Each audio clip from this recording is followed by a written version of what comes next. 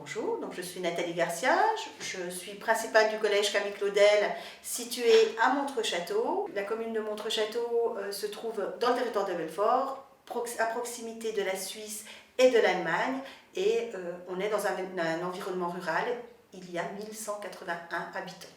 Nous sommes dans un collège, nous accueillons 349 élèves et qui entre 10 et 15 ans, de la 6e à la 3e. Donc il y a 23 enseignants, l'âge de 27 à 60 ans, avec une moyenne d'âge de 40 ans. Alors le collège étant éloigné de la ville et les enseignants n'habitant pas tous Montreux-Château, ça crée une vraie cohésion puisque les enseignants restent déjeuner à midi, majoritairement à midi. Et de ce fait, c'est vraiment familial. Et les enseignants, une fois qu'ils ont été affectés au collège de Montreux-Château, ne quittent plus le collège. Bon, après maintenant, la question, ça va être qui fait en premier l'espace vestiaire. Je m'appelle Olivier Corbon, je suis enseignant en technologie depuis 2001 et j'enseigne au collège Camille Claudel de Montreux-Château depuis une dizaine d'années maintenant. J'ai mis en place le classeur numérique depuis que j'étais enseignant en région parisienne pour motiver mes élèves et les amener à la réussite. Je trouvais que c'est un outil pertinent et depuis que je suis à Montreux-Château, je pratique le classeur pédagogique à travers les différents ENT et notamment depuis 4 ans sur la plateforme Moodle. Donc le classeur Moodle qui est utilisé comme classeur numérique de mes classes est intégré à l'ENT, ce qui permet une authentification unique des élèves et l'accès à toutes les ressources de manière nominative. Mes cours sont construits donc dans un classeur Moodle qui sert vraiment de base à tout ce qui est vu avec les élèves. Le contenu leur est donné, mais comme ça j'ai le temps d'expliquer en classe et de répondre à chaque individu lorsqu'il a des problèmes de compréhension. Les exercices, l'auto-évaluation est aussi incluse dans le classeur, donc l'élève peut s'entraîner en classe, mais également s'entraîner aussi à la maison et voir où sont ses faiblesses sur la compréhension des notions que l'on a vues dans les différents projets.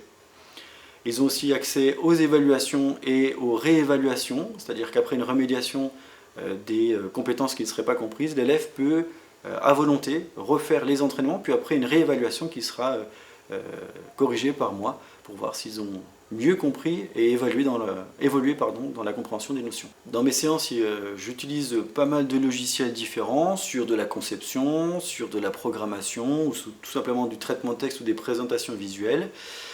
Et l'avantage du classeur numérique, c'est que toutes ces ressources sont centralisées au même endroit et en fonction du besoin de telle ou telle séance, l'élève va aller chercher cet outil externe pour répondre aux besoins de la séquence. On n'a pas les cours en papier en technologie et du coup ils nous mettent tout sur Moodle, donc on peut réviser, ils nous donnent aussi des exercices, comme ça on peut s'améliorer.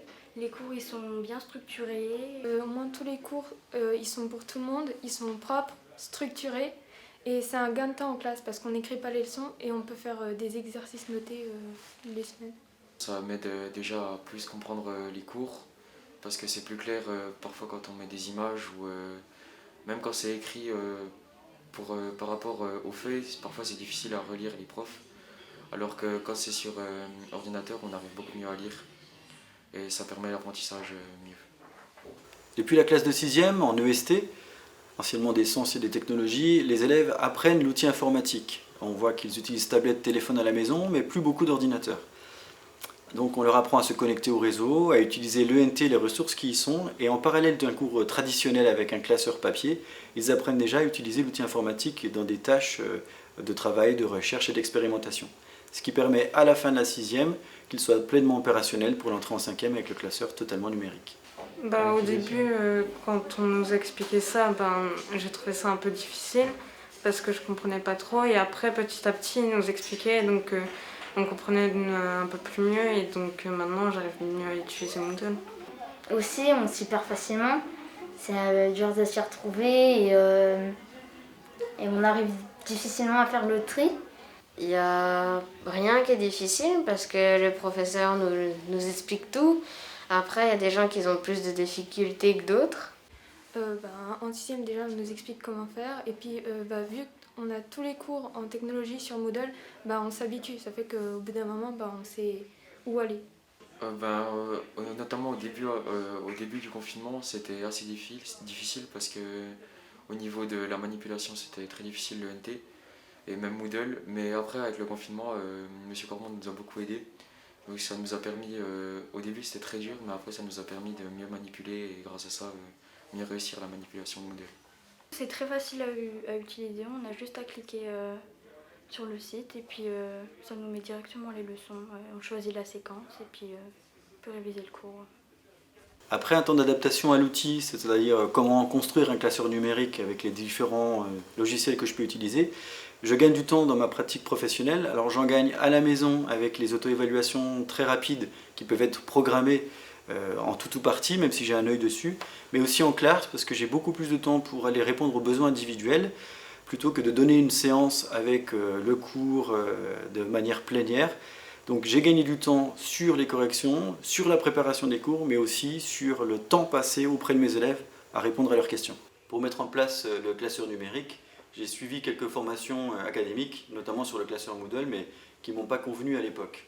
Donc depuis, j'ai entrepris de m'auto-former et j'ai appréhendé de manière plus sereine l'outil qui me convient finalement parfaitement.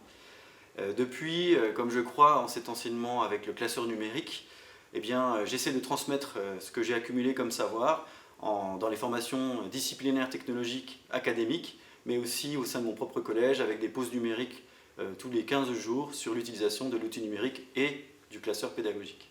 Une pause numérique, c'est un temps qui est consacré sur la transmission des savoirs informatiques à mes collègues.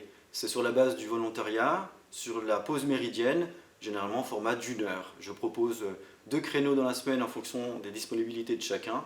Et chaque semaine, on traite un sujet différent, parfois amené par moi, parfois demandé par mes collègues. Au collège de Montreux-Château, on a une pause méridienne de 2 heures. Pendant ces 2 heures, les collègues participent sur la base du volontariat à des pauses numériques, généralement de midi à 13 heures. Le sujet peut être amené par moi, par l'actualité numérique, mais aussi demandé par des collègues qui ont envie de découvrir de nouvelles pratiques. Par exemple, cette semaine, on est revenu sur les lancements de parcours PIX, puisque voilà, les collègues avaient besoin de revoir comment on pouvait attribuer à des classes différents parcours. On a souvent une bonne fréquentation de ces pauses numériques. On est à peu près 25-30 enseignants, c'est un petit collège, et on a entre 18 et 20 professeurs qui participent chaque semaine aux pauses numériques. Je propose 2 créneaux sur la semaine pour qu'on soit en petite équipe. Comme ça, l'enseignement est vraiment personnalisé et l'enseignant peut pratiquer les notions développées et moi je peux intervenir en cas d'incompréhension.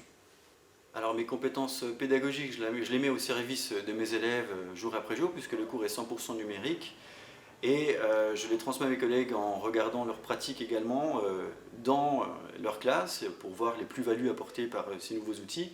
Et néanmoins, il n'y a pas, pour ma part, de reconnaissance officielle des pratiques pédagogiques que je mets en place.